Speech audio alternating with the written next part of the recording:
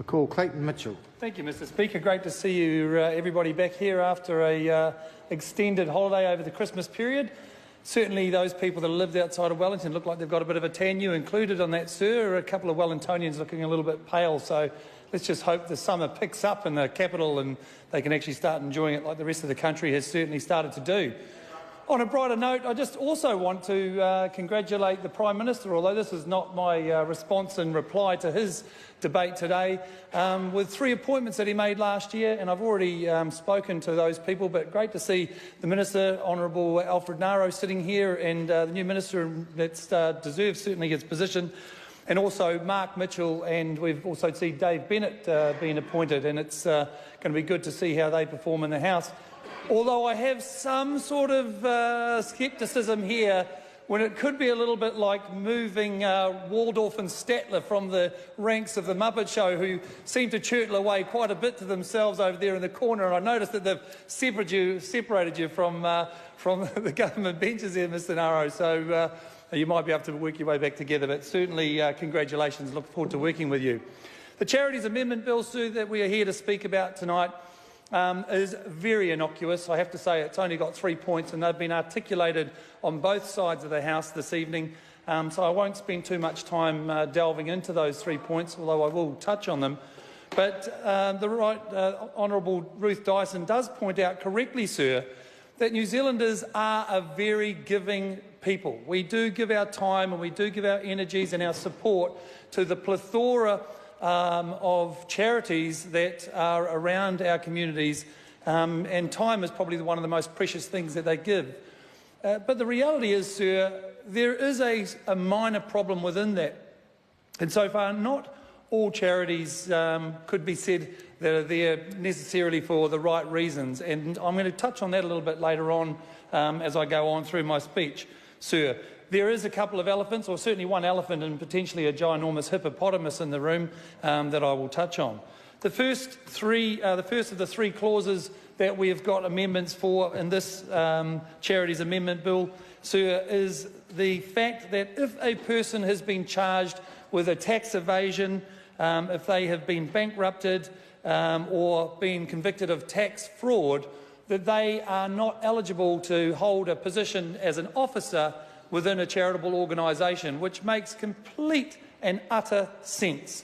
Why would you allow people of low standing to hold a position within an organisation that doesn't pay any taxes, that are there to look after the benefits of their communities and their people that they are there to support? So we completely support that. However, the tax evasion conviction, there is a fine line, and I mean a very fine line, between tax evasion, sir, and tax avoidance. And of course, one is completely legal and one is completely illegal. And it has been mentioned in the past that we have this line that we can clearly see that people are pushing it across. And I think when you look at the number of multinational businesses operating in this country that don't pay their fair share of taxes through tax avoidance, that this is one of the elephants in the room. This fact alone is costing New Zealand taxpayers billions of dollars of lost revenue that would go a long way to help those very charities that we are talking about here this evening, sir.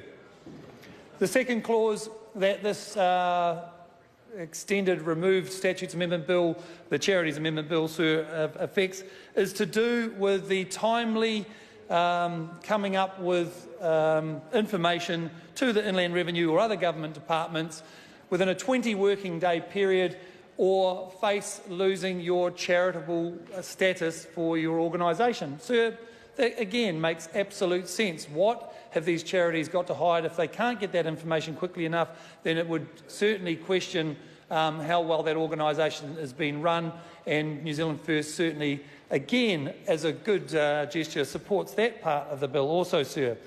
The third and final clause that the bill does, it really is just a one-pager, is a small change in wording around the replacement and minor draft change, the replacement of the term chief executive and replacing that term with the word board, sir.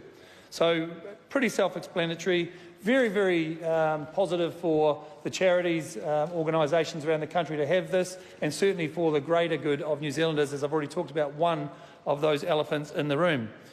I'd also, sir, like to talk about the other aspect. This is the hippopotamus in the room, sir.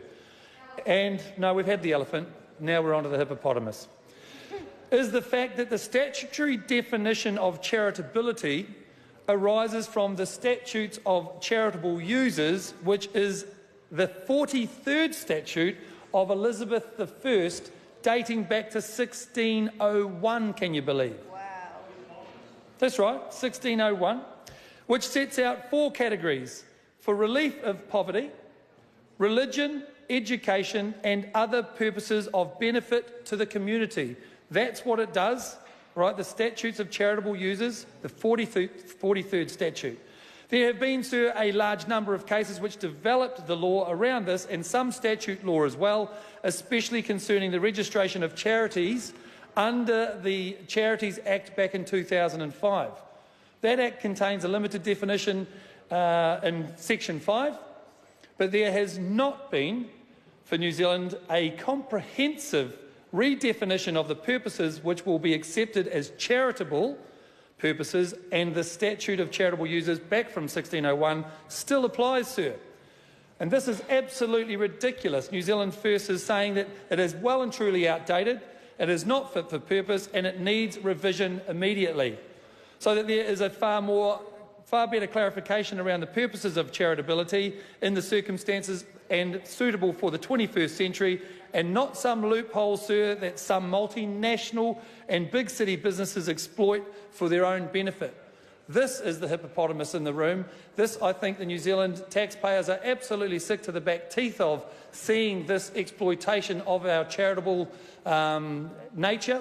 And it's certainly costing, as I've said already, New Zealand taxpayers billions of dollars of lost revenue, which could be going towards beneficial things within our communities. Thank you, Mr. Speaker.